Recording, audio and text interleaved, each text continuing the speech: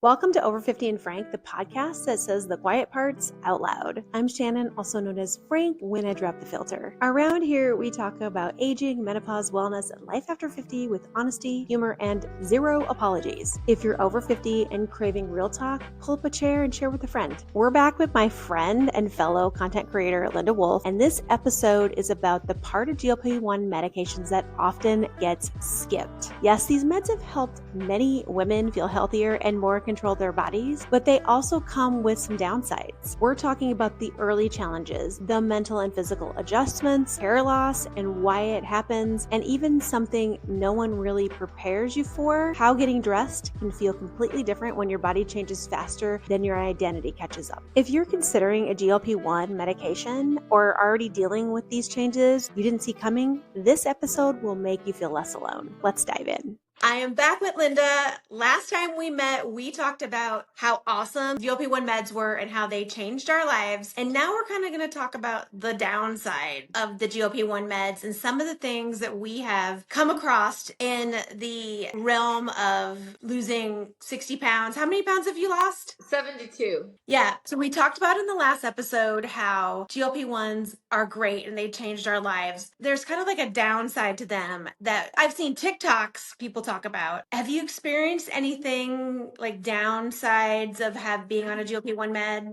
I would say it's not necessarily the GLP-1 med itself so much as losing weight. Like people who have known me my whole life have always known me as an obese person, right? Then when you're not obese anymore, it can really affect how people treat you or perceive you. Like it can affect your friendships, your marriage, people around you.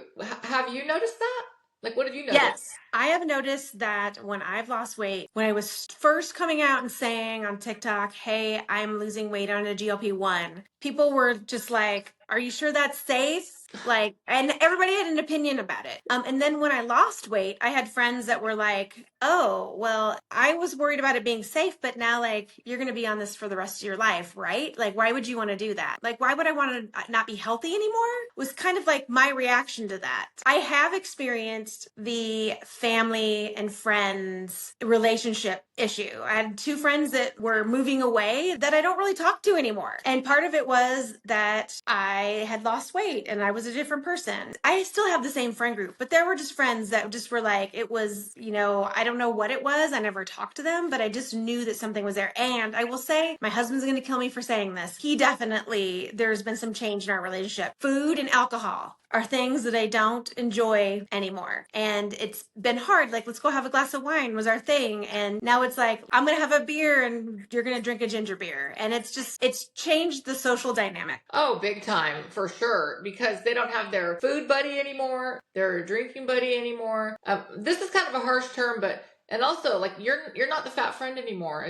And people get used to feeling good around you because in their mind, they always are going to look better than you, And so it affected my marriage. My husband was not too happy about my weight loss. You're too skinny. It caused actually a lot of problems, but we got past it. Yeah, my husband's going to kill me too, but he won't probably see this. But, and then thing I really have learned is not everybody wants you to be thin. And that's something you have to deal with, like, they want you to gain weight back, eat more. They don't want you to, I don't know why. Why would they not want you to be thin? But it got kind of weird. Like sometimes like women will act weird with me around their husbands. Like, girl, your husband ain't that hot. Okay. It's like, where is this coming from? I have a new respect for people who are just naturally slim or are perceived as a threat to other women. Like most of the crap I've gotten is from other women because I never had to experience that before. Like I never had experienced like women like a little bit of weird jealousy. So I'm like an old grandma. Come on, people, like get a grip, but yeah, not everybody wants you to be thin. That's the sad truth. One downside that I'm experiencing right now is hair loss.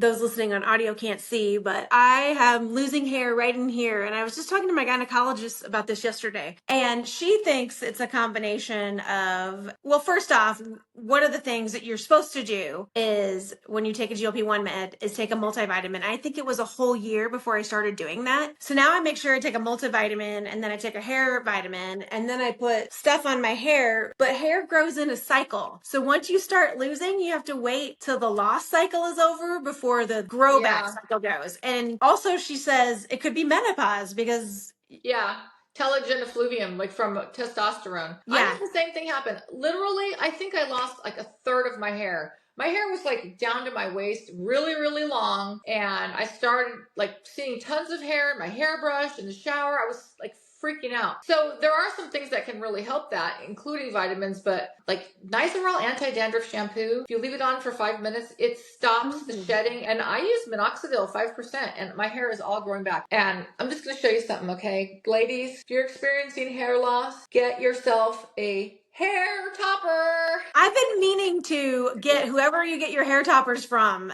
because I feel that's what I need. But look, I mean, I've experienced it too, but using minoxidil, this is all growing back now.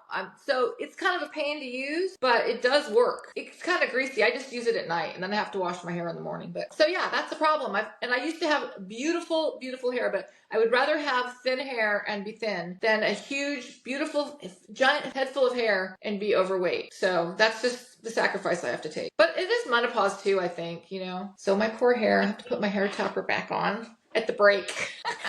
Well, one thing I will say is I told my gynecologist yesterday, if I have to buy a high-end wig, I will do it. This isn't what you meant to talk really about, but you cannot feel these things, okay? They just sit on top of your head. It's not hot. I have wigs. Wigs are itchy and they're hot. Nobody knows I have this on. My friend keeps asking me, your hair looks so good. She's asked me like 10 times. Then I tell her and she goes, oh my God, I would never have known. Like, I've only told you this like 10 times, but every time I see her, she compliments me on my hair. But these are great. They're not hot and they're just phenomenal. So yeah, but hair loss is a thing. Yeah. Okay, so another downside, you lose all this weight and then you don't know how to dress yourself after. Did you have that issue?